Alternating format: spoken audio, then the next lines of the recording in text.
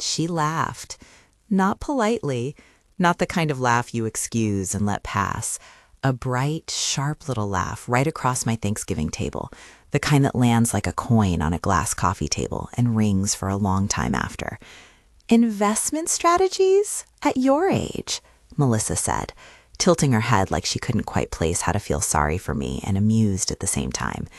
Then she added, with that carefully practiced condescension people buy in design boutiques, "It's not much, but it's paid for." She meant the little blue envelope with my neatly folded note inside, not the portfolio I'd been building quietly for 3 years. Danny looked down at his plate. My heart pinched for him more than for me. 5 minutes later, my phone buzzed on the kitchen counter. Marcus Webb, the broker I had started talking to that spring, left a message. "Donna, I found something I think you should see. Call me." The message was calm, businesslike, like a door opening. By dessert, that door would be swinging. But let me take you back 3 months, because that laugh didn't come from nowhere. It landed on a life I had spent decades shaping out of necessity and stubbornness. After my divorce, I had 2 options, pity or work. I chose work. I took the second shifty job when my feet were still raw from the first, learned 2 new ways to make the numbers add up, and gradually learned to read more than invoices. I learned to read patterns. Waiting tables taught me timing. Managing a small catering shift taught me logistics and how small errors compound into big losses. Years spent filing every spare dollar into an emergency envelope taught me discipline. The $10,000 that became my something to start with was not handed down, it was earned, between night shifts and taxis and surprises. I turned that emergency fund into my laboratory. I devoured plain, honest sources. YouTube at 2 a.m. when Danny was asleep and I was grading my second-year college algebra. Community college weekend classes on basic accounting. A handful of online courses where people who'd already made mistakes shared them like maps. I learned what a balance sheet felt like, not just what it looked like. I learned to ask 3 questions before any investment. What is the problem the company solves? Can I see a path to revenue? And because I had seen too many startups die on gas and buzz, does this team understand customers, not just algorithms? I started with small bets. The first meaningful win came from a tech stock no one in my circle paid attention to. I remember the ticker like you remember a face that changed your life. Small, underfollowed, doing something useful for hotels to manage guest Wi-Fi. I put $1,500 in it after watching quarterly calls and reading customer reviews. It doubled in a year. I took profits, moved them into other areas. The discipline was the point. Reinvest, take small wins, compound them. I didn't strike it rich once. I built it brick by brick. There were quieter practices that mattered as much as money. I kept notebooks. I tracked dates of product launches, customer churn percentages, the names of people who left after a reorg. I called former employees and asked 3 basic questions. Did the product do what it promised? Did customers renew? Were marketing claims matched by sales? I learned how to separate noise, a press release's glitter, from the hard signal of recurring revenue. That muscle, more than any single win, is what made what followed possible. So when Marcus called in October about a listing he'd seen, Precision Hospitality Solutions, something in me sat up. Precision was the kind of company I had kept an eye on, a mid-sized SaaS business built to manage bookings and back-of-house operations for small hotel groups. They had a decent product once. They had customers who were loyal until the core metric they sold on, occupancy management and ease of operations, started slipping. Marcus was cautious. "Donna, it's messy. Revenue's down 37%. Another, a regional account manager, told me that when renewal conversations happened, prospective clients complained about a downgraded support experience. These were testimonies, not headlines, but they matched the numbers. Because I'd learned to be cautious, I didn't let anger or familiarity lead. I pulled my team together. Sarah Chen, a corporate lawyer recommended by a friend, Michael Torres, an operations consultant who'd rescued a hospitality payroll system from meltdown once, Rebecca Martinez, a sharp former assistant turned analyst who tracked the spreadsheets, and James Peterson, a no-nonsense interim general manager I'd hired to keep the engines running during transitions. Marcus handled the broker side. He was the blunt instrument who found deals other people missed. We ran the numbers again.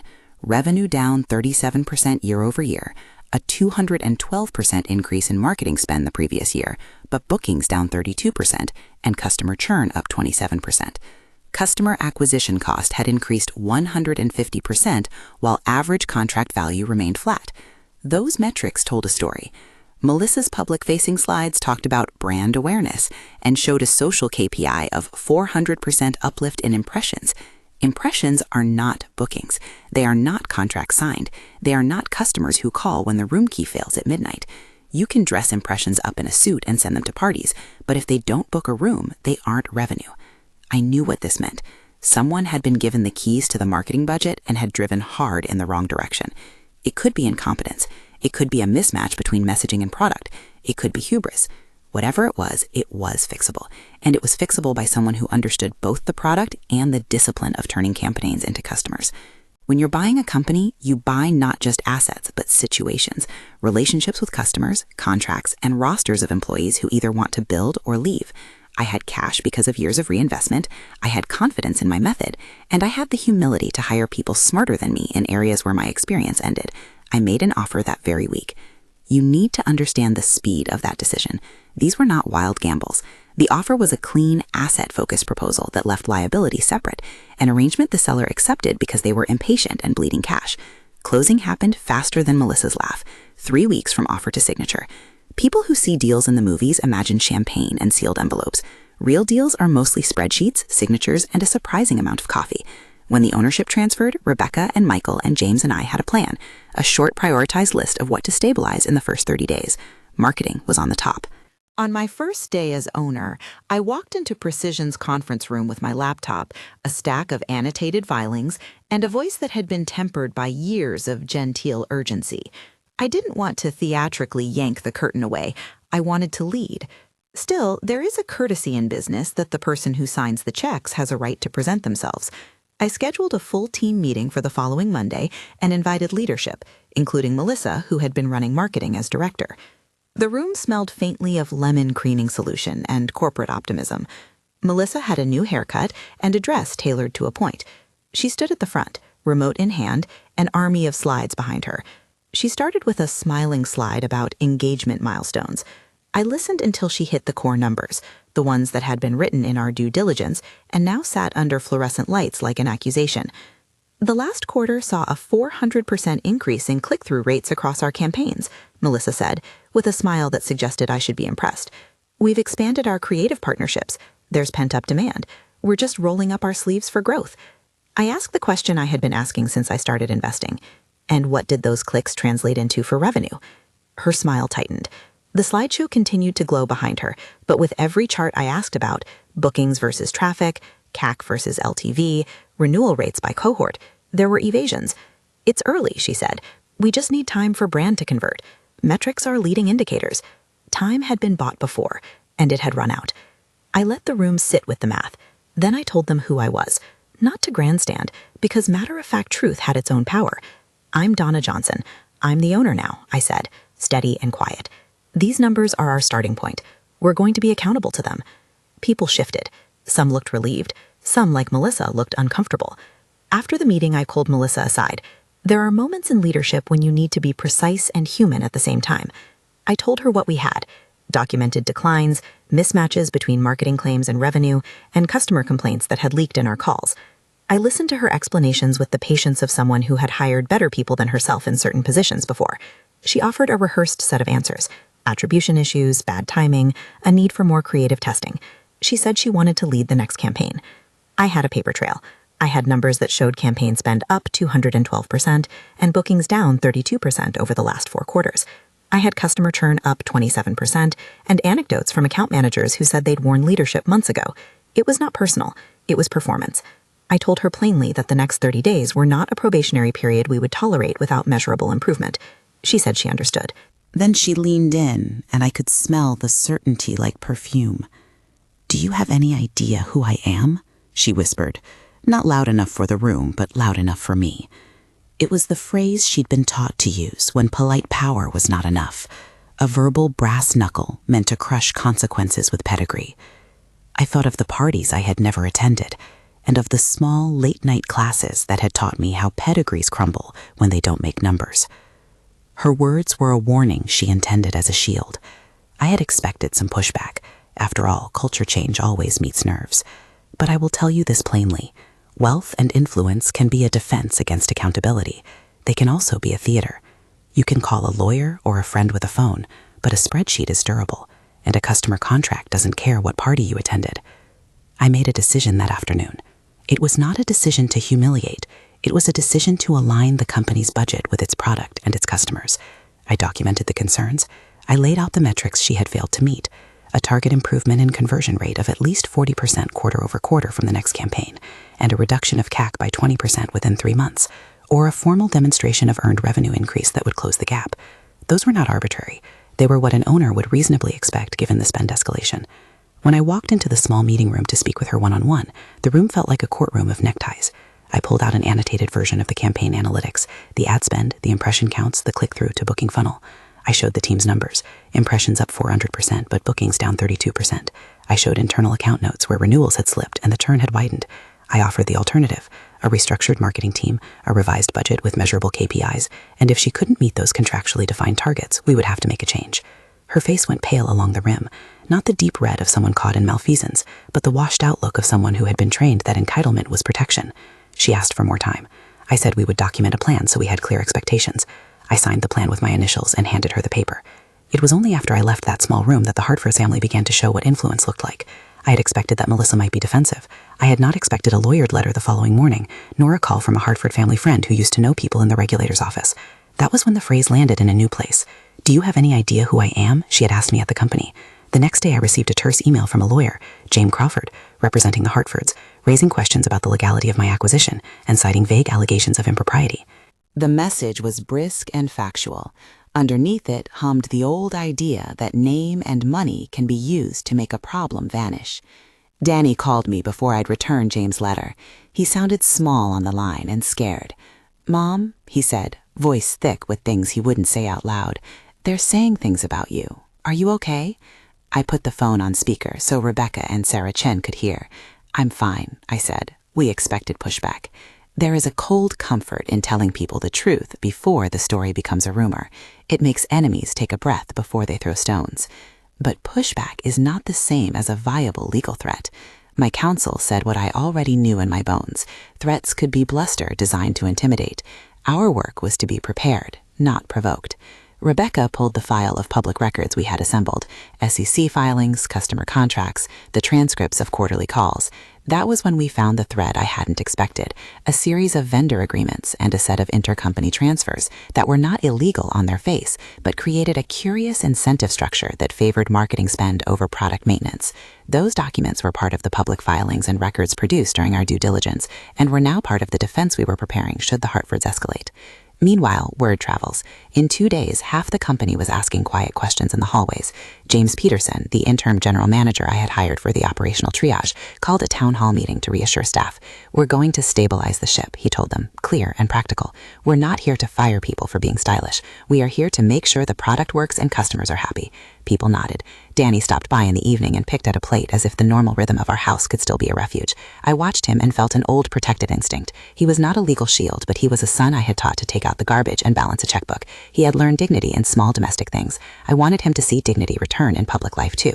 On the 3rd day after the meeting, Melissa posted something on LinkedIn. It was a curated note about challenges every marketer faces when realigning brand. Her comments were full of the language people use to signal resilience online: pivot, alignment, customer-centric. I read it and felt that peculiar mixture of exhaustion and amusement that comes when theater and reality meet on the same stage. That afternoon, she sent me a message asking if we could talk in private. She had the tone of someone who believed the conversation would be quick and end with smiling photos at a Thanksgiving table. We sat in my office, and for a moment she was the daughter-in-law making small talk. Then she dropped the voice she used with the people who had never known my earliest years. "Do you really think you can run a tech company?" It was not curiosity. It was a challenge disguised as curiosity. I answered honestly. "I'm learning," I said. "I ask better questions than most people expect. I keep the customer in mind. I have a responsible team, and I've come prepared." Her face hardened, and she pressed on the one advantage old money tries to preserve: influence. "My father will not let this stand," she said. "Charles knows people. He knows how to put pressure on companies like yours."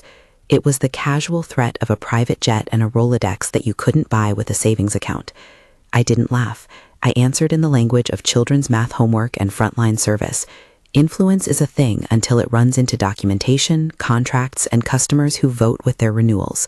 I will treat any legal concern with my counsel, and I will respond to customer complaints by fixing them. That is how businesses survive.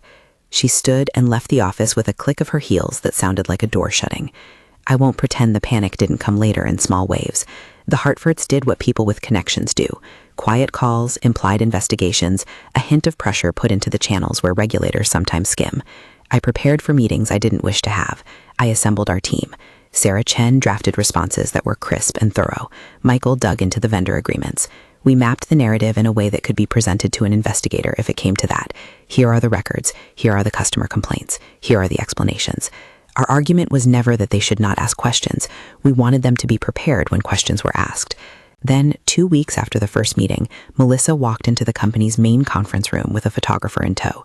She called a small press note about strategic repositioning and then dropped a bomb that was equal parts personal and public. She announced that she would be taking a leave of absence pending a family matter. The photographer took a staged photo of her looking off into the distance, as if the company's future was a novel she had already finished. People leaned forward because this was where the human drama met the press cycle. I thought, however, of small systems. When someone leaves in a hurry, is there a plan to cover her responsibilities? We already had one. That afternoon, in a different room, I put James in charge of the marketing budget until we had a proper audit and agreed to bring in an external firm to run a 30-day performance review, the kind of audit that measures bookings to spend, churn to acquisition. We presented the plan to the staff the next morning with a kind of quiet authority that felt to me like leveling a field. I said, we're going to measure what matters, we're going to be transparent with customers, and we're going to get them back. People clapped. It wasn't celebrating so much as relief. Outside, the Hartford family began to circle.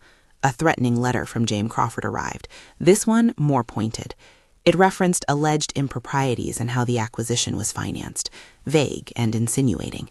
It pushed all the right leverage buttons, the kind that make a small owner look distracted and sloppy. It was the legal version of a glare across a table at Thanksgiving. Danny came over that night.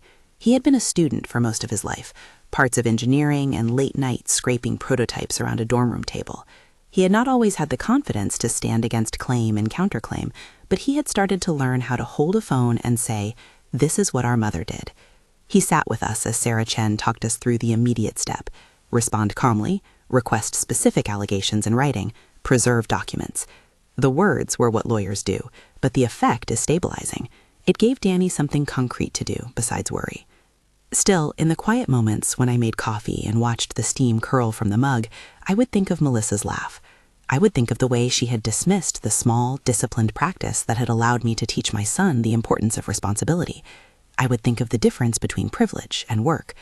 The difference is not moral superiority, it is accountability. When you are accountable to customers, numbers will be your truth. When you are only accountable to applause, the applause can be purchased for a price that the company ultimately pays. On a Friday morning, 2 weeks into this new ownership, we held the management meeting where I intended to make the changes official. It was more than symbolism, it was instruction. I sat at the head of the table, with James to my left and Sarah Chen and Michael to my right. The charts were up again, the same charts Melissa had shown, but now annotated with a plan.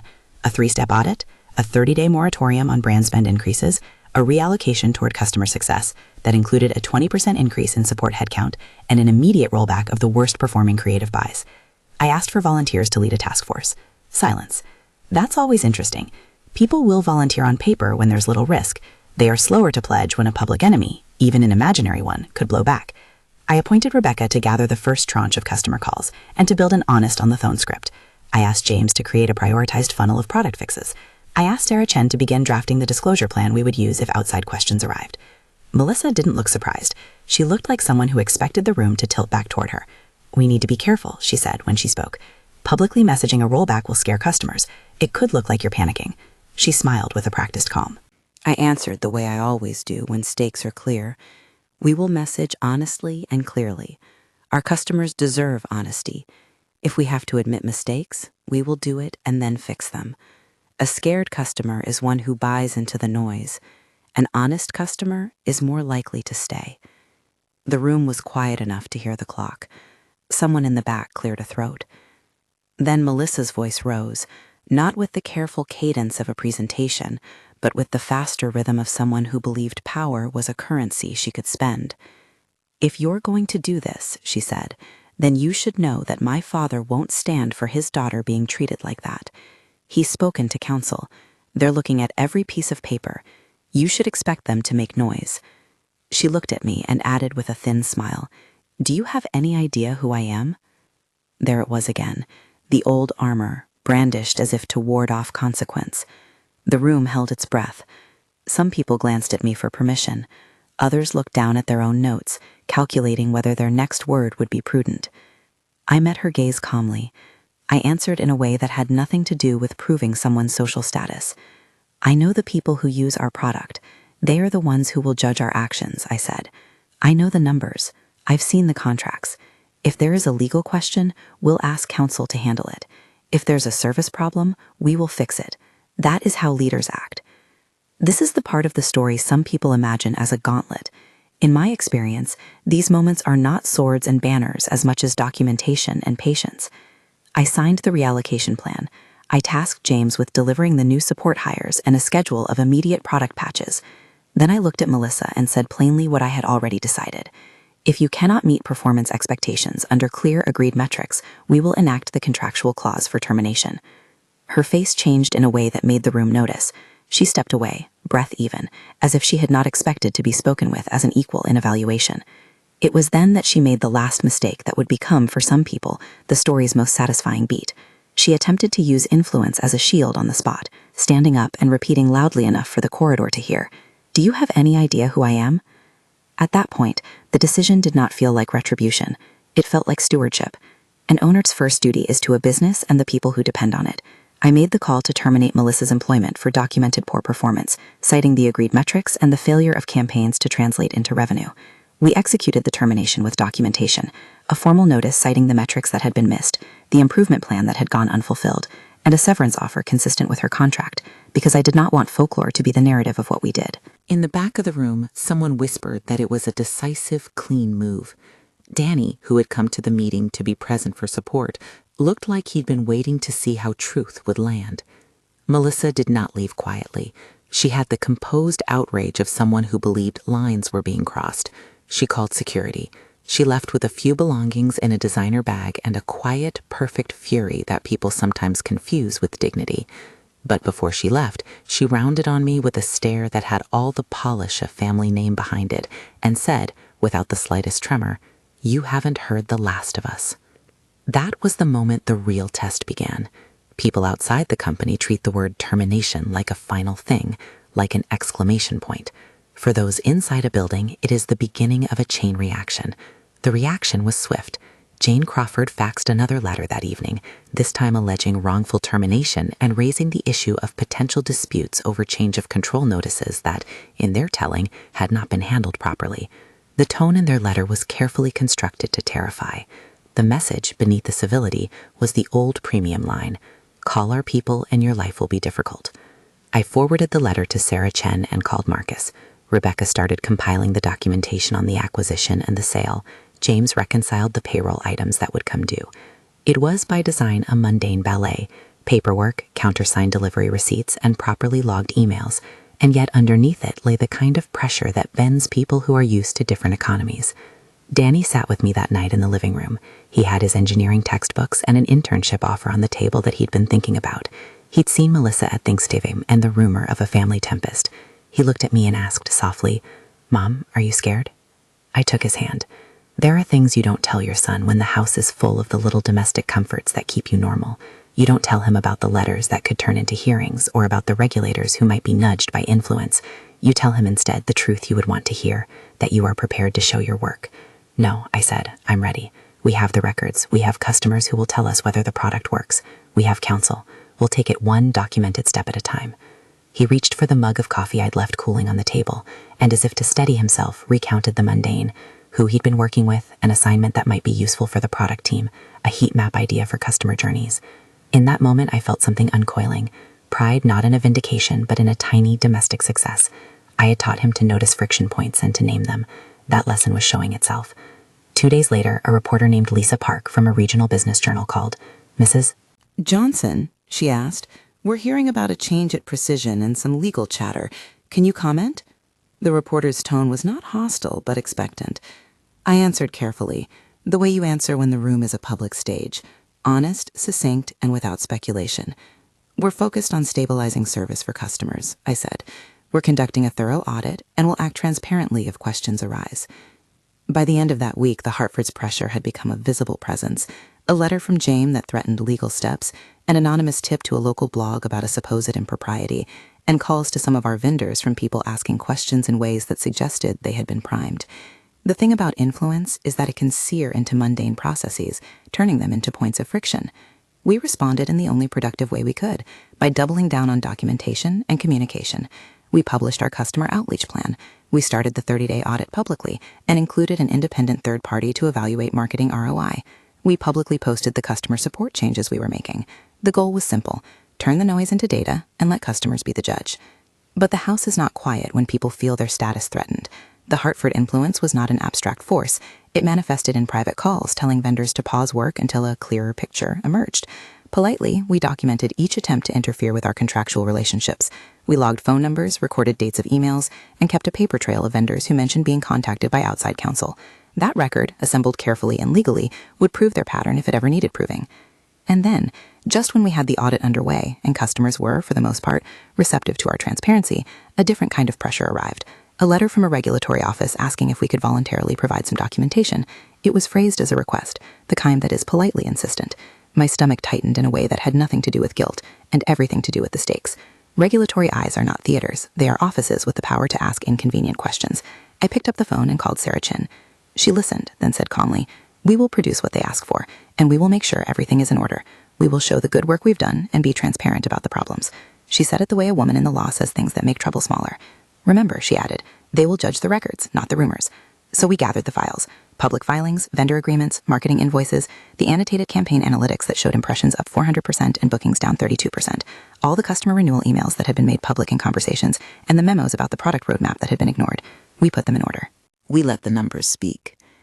At night, I would walk past the small table where the plastic blue envelope had once lived and think about the arc between that envelope and the conference room where I had signed termination papers.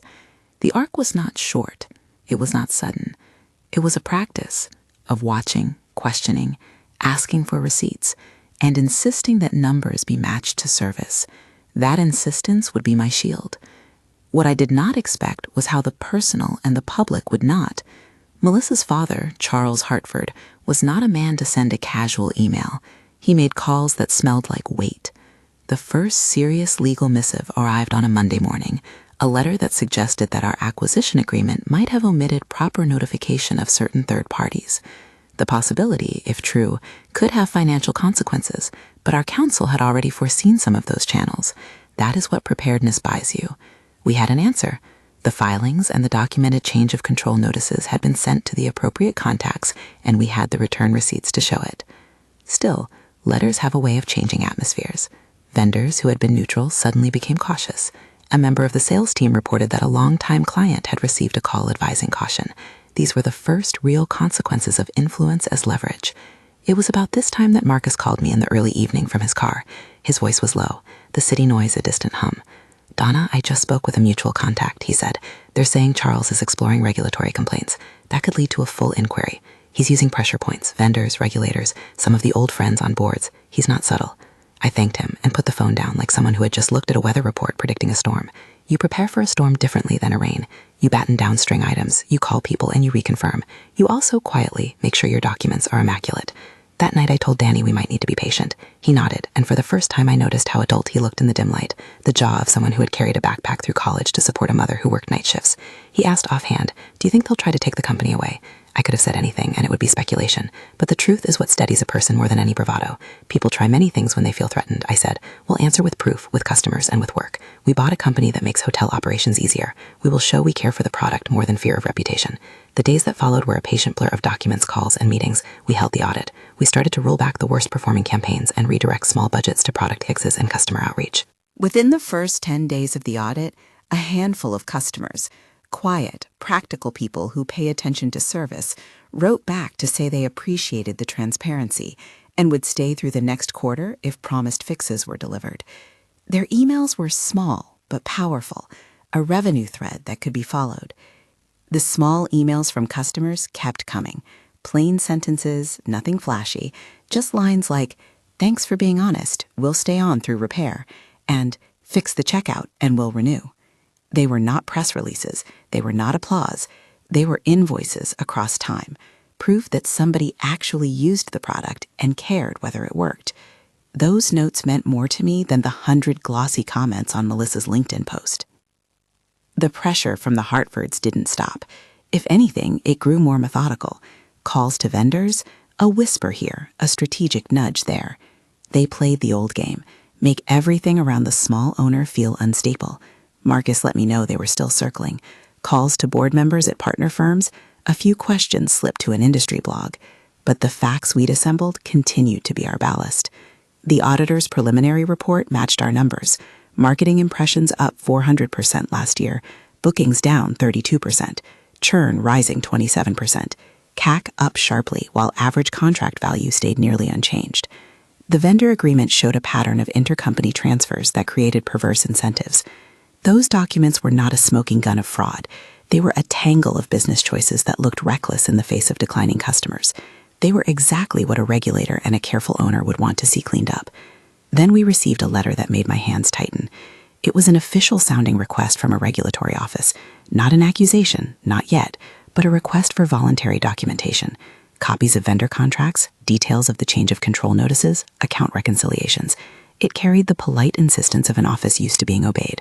For reasons I won't pretend to be brave about, I thought of Melissa's laugh again. The laugh was small, but the stakes were not. Sarah Chen took the lead. She spoke with a voice that reduced panic, the legal equivalent of a lighthouse. We'll be transparent, she told me. We'll provide what they request.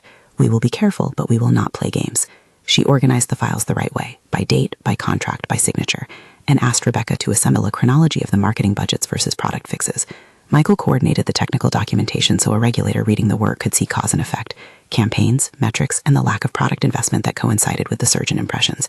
I won't lie, there were nights when the house felt less like a home and more like a war room where laundry was ignored and timelines were tracked on legal pads.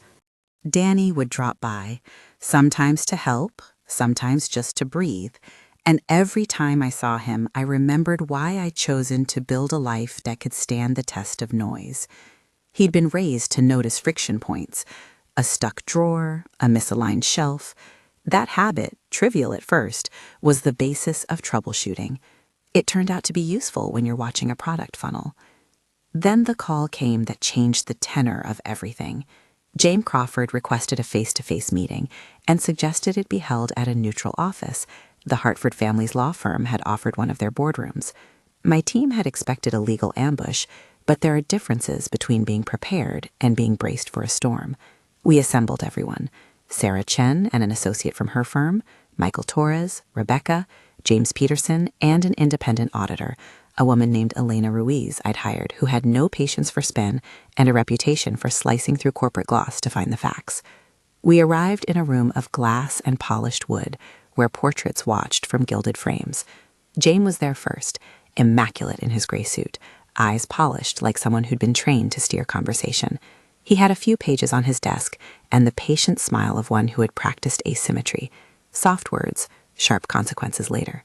Charles Hartford walked in last, slow and calm, wearing the casual security of a man who knows favors will be returned when asked. Melissa sat beside him, quieter than I'd seen her in months, her eyes darting like the person who knows cameras are watching. If they expected a woman with a blue envelope and a modest nest egg to sweat, they were politely surprised. My team sat a single row facing them. Elena had 2 binders. Rebecca had the annotated campaign analytics. Sarah had the correspondence log and a printout of the audits. I had a small folder with a few handwritten notes I'd made in those late hours, names of former employees who'd given us insight, and the customer emails that read like tiny votes of confidence.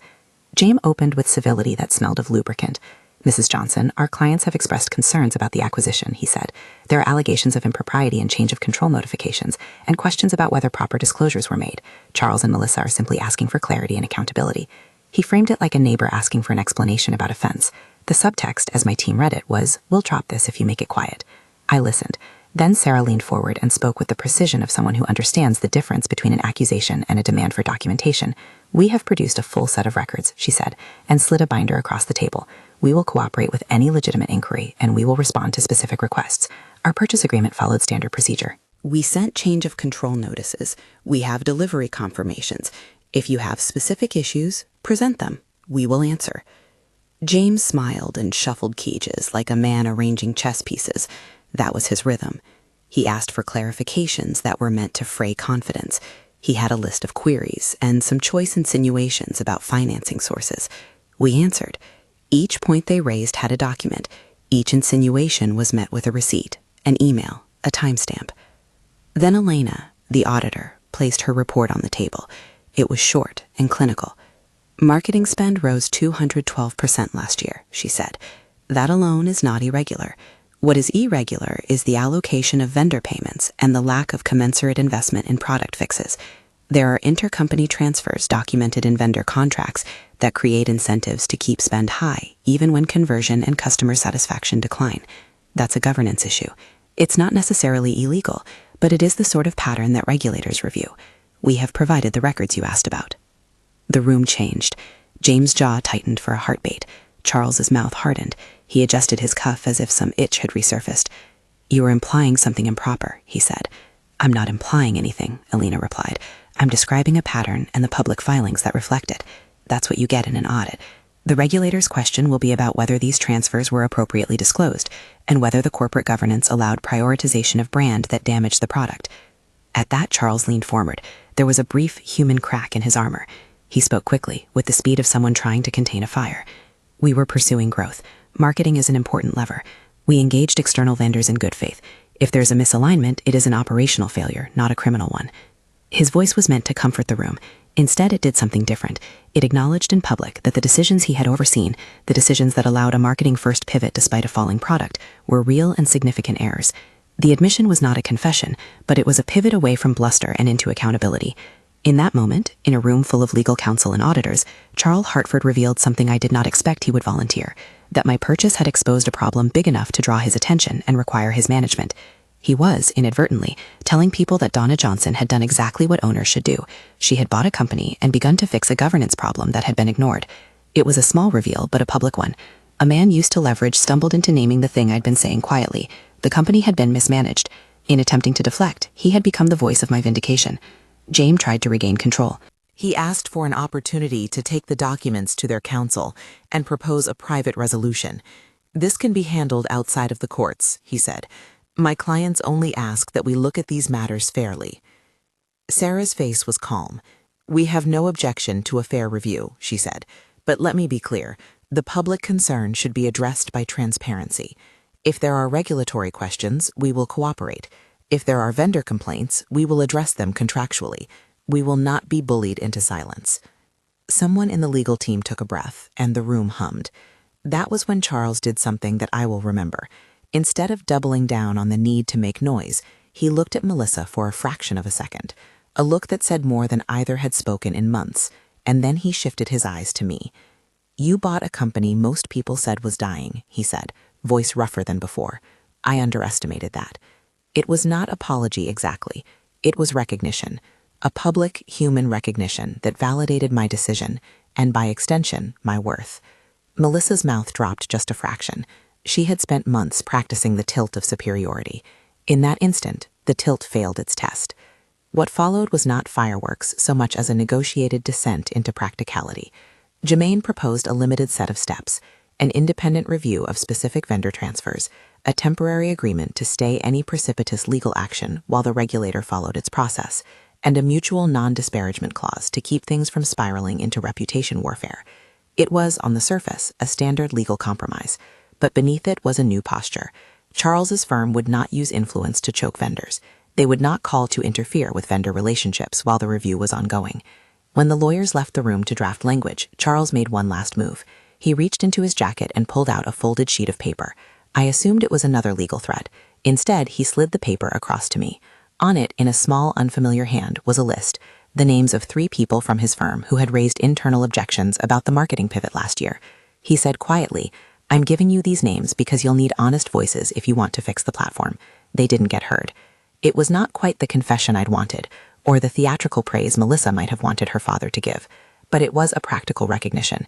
He had handed me the map of where the work could begin. It was the kind of admission that shows a person's character. He could have doubled down on threats, but instead he gave us tools. For me, that was the real reveal of my worth, the fact that I had been taken seriously enough to receive his unwilling aid. Word of the meeting leaked, not through any of my people, but through the judicial smell of lawyers arranging settlements, and the Regional Business Journal reported the basics. Acquisition in dispute, independent audit requested, Hartford seeking clarification. Lisa Park called for comment as the article went live. I answered exactly as I had before. We're focused on transparency and product fixes. We're cooperating with the review and will continue to serve customers. The headline in the noon edition read, in a plain way, Owner pushes for audit after marketing-led strategy questioned. Over the following month, the regulator opened a formal inquiry into certain vendor arrangements. That's a bureaucracy phrase that sounds slow. In practice, it means subpoenas, interviews, and a public record that demands clarity. The Hartfords found themselves on the defensive in a way they were not used to. A man who had used influence like a shield now found himself under a public light. The family reaction was predictable, and for a time, ugly. There were television spots with talking heads and social media posts that attempted to paint me as a rabid outsider preying on a private family business. Melissa amplified that voice with curated posts and the inevitable sympathetic interviews about how online reputation can be fragile. I watched some of it and chose not to let it enter the house more than necessary. Noise is cheap. Records cost work. Then the quiet part of the story took over again. The independent audit confirmed what our preliminary work had suggested. Marketing spend had been prioritized in ways that did not match conversion. Vendor agreements had clauses that could be interpreted as allowing creative budget escalations without sufficient oversight, and some internal governance failings had permitted a cascade of decisions that prioritized a brand image over customer function.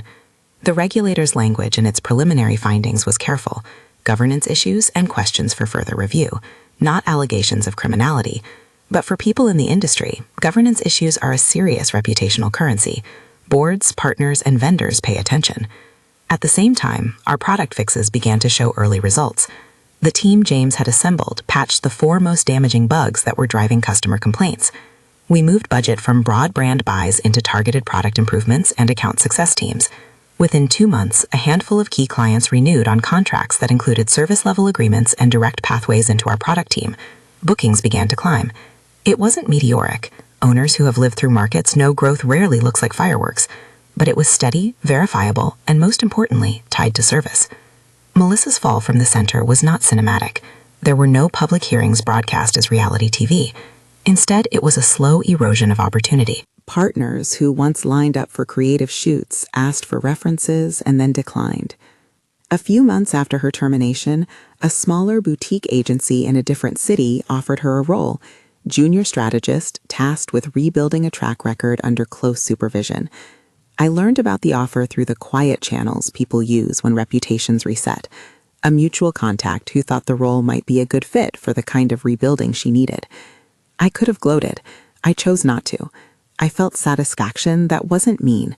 I felt the calm of watching dignity return to someone who had been taught entitlement without accountability. Melissa's LinkedIn eventually showed the new role with the understated headline, "Seeking to Grow and Learn." That phrasing would have once been foreign to her. It was now real. Charles faced calls from boards and partners to explain the oversight that had allowed vendor structures to go unchecked. He took a leave from some of his public roles. The regulator continued its inquiry into those vendor agreements and separately into whether internal disclosures had been adequate. That process is slow and procedural. I will not pretend it was quick justice. It was, though, an accountability mechanism, one that we had used lawfully and carefully. In the midst of that, something else shifted. Danny. He'd been watching from the edges, the son who had once looked down at his plate when Melissa laughed. He watched the meetings, he listened to the customer calls, and he began to see beyond the home lessons in a practical way. One evening, he brought a prototype of a heat map for customer journeys he'd been tinkering with in his engineering lab. It was modest, a data visualization that highlighted where users stalled and where they left. James saw in it a pragmatic tool we could use in our product team. He offered Danny a part-time role on the product analytics team to pilot the heat map.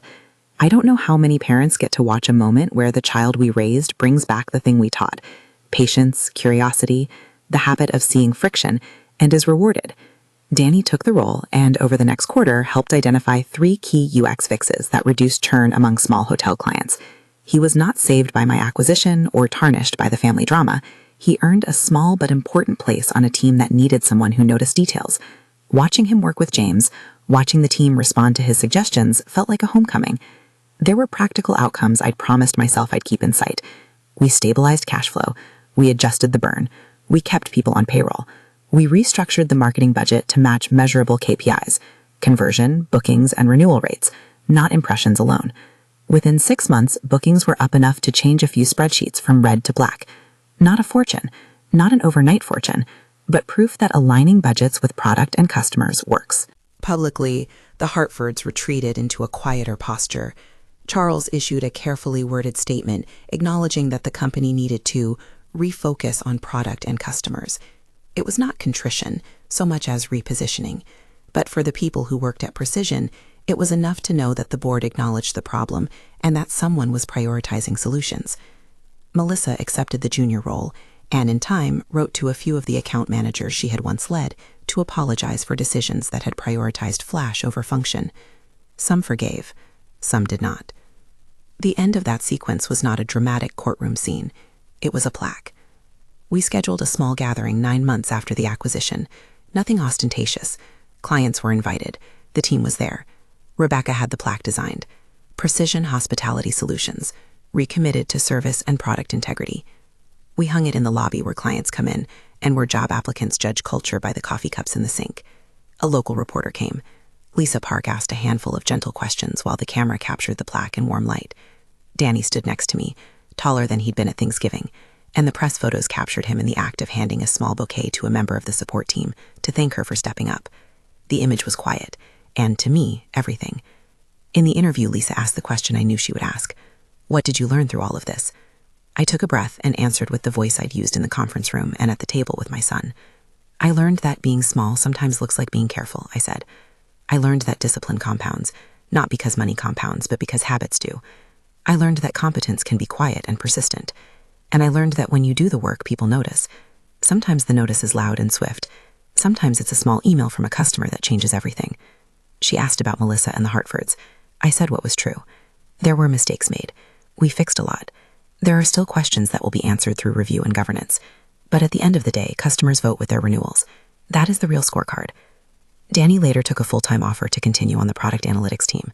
He found his rhythm in a world where engineering met hospitality. He learned the business of service and the patience of product cycles. Watching him accept the offer, I felt the warm, unshowy pride that comes from seeing a life you helped shape begin to stand on its own. Melissa's trajectory was humbling in a human way. The junior role at a boutique agency required her to do the very thing she had not always valued: learn the details, answer customer complaints personally, and build outcomes rather than impressions. In time, she wrote to me, privately, to say she was learning. I replied with the only thing I thought fair. Good. That's what work does. Charles's influence did not vanish overnight. Some of his holdings shifted, boards asked questions, and regulators continued their review. That process is not about spectacle. It is about the slow alignment of rules and practice. I didn't seek to humiliate him. I sought to correct what had been ignored. There is a difference. Sometimes people ask if I felt vindicated when the Hartfords retreated. Yes and no. There is a young part of anyone who loves the dramatic flourish, but the lasting satisfaction came not from the public rout of a family name, but from the quieter transformations. Customers who renewed and thanked us, employees who stayed and said the workplace felt steadier, and a son who found his place. I tell this story now because I have met so many people, often women over 40, sometimes divorced, sometimes quietly saving, who think opportunities disappear as the decades add up. They don't. I started with $10,000 that I saved between shifts and tax surprises. I read late nights, I asked questions, and I learned to distinguish noise from signal. The wins were small at first: one stock that doubled, a handful of reinvestments, a discipline that made me notice patterns other people dismissed. The acquisition was not fantasy, it was the outcome of practicing the small things that compound. No one should read this as a promise. I will not say the steps I took will make anyone rich. I will say they are how I built credibility: study, documentation, a willingness to hire experts when something was outside my wheelhouse, and patience to let the work speak. I will also say something else that is softer but no less important. Dignity matters. Teaching Danny how to keep a promise, how to fix small things, how to answer a customer honestly, these were not glamorous lessons, but they were essential. Someone once asked me, after Melissa's laugh at Thanksgiving, whether the humiliation stung. It did. But humiliation is a passing weather. Preparation is a shelter. When people asked me what I felt when Charles slid those names across the table, I said I felt something small and true. The recognition that the practice I'd kept at, the notebooks, the calls, the late-night videos, had value beyond the money on a balance sheet. Sometimes your real worth is not what you can buy, but what you can fix. Sometimes the person who laughs is the last to see the work behind the quiet investments. If you're watching and you've ever thought it's too late, it likely isn't. Start small. Learn. Ask honest questions. Protect your records. Hire people who can do the things you cannot, and then do the things only you can do. The patient, steady work of paying attention. That is how you change a small envelope into a responsibility that other people, even those with louder names, eventually have to respect. If this story resonated with you, share where you're watching from in the comments. Tell me your city, and consider subscribing for more stories about late reinvention. Share your comeback in the comments. I read them. We are better at learning when we learn together.